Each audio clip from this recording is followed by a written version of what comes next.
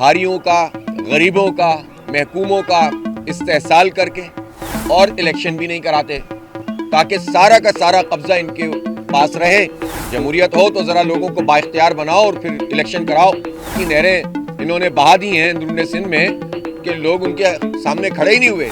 बल्दियाती इदारों को आईनी इख्तियारात दिलवाने से मुताल्लिक केस को चलते 11 माह हो गए, मगर काबिज टोला इख्तियारात नहीं देता और माल बनाने में मसरूफ है।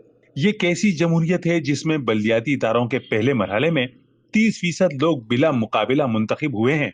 पीपल्स पार्टी ने शहर के लिए कुछ नहीं किया। MQM अवामी मैंडेट जाती अय्याशियों के लिए इस्तेमाल कर रही है। इन ख्यालात का इजहार अमीर जमात इस्लामी कराची हाफिज नईमुर रहमान ने सिंध हाई कोर्ट में मीडिया ब्रीफिंग के दौरान किया। कारपुर, ठट्टा, जिस शहर में आप चले जाएं और देहातों में तो इन्होंने जो बेड़ा गर्क किया हुआ है वो सबको पता ही है।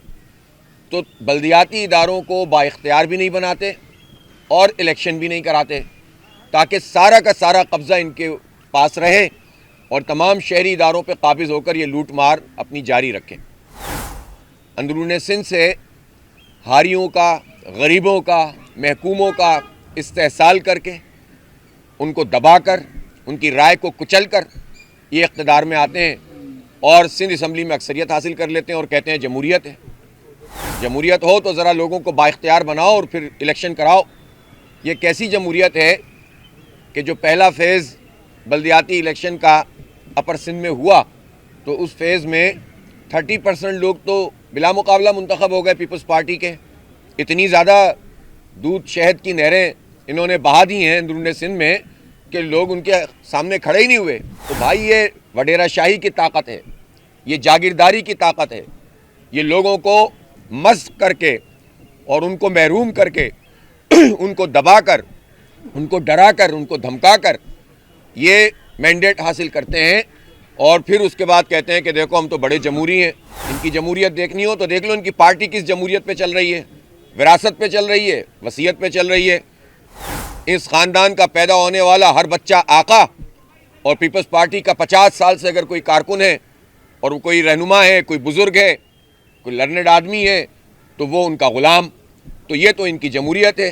ख़ानदान का पैदा होने वाला बच्चा आका और रज़ा रब्बानी जैसा आदमी भी हो तो वो ग़ुलामी इख्तियार करेगा, इसलिए कि उसकी किस्मत में कभी नहीं होगा कि वो पार्टी का चेयरमैन बने।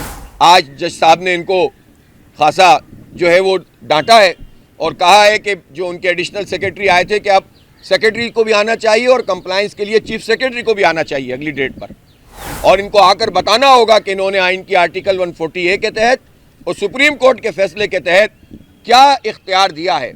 लेकिन फिर जब MQM दोबारा इनको प्यारी हो गई और उसके बाद दोनों मिल गए तो दोनों ने मिलकर कराची के साथ खेलना शुरू कर दिया है।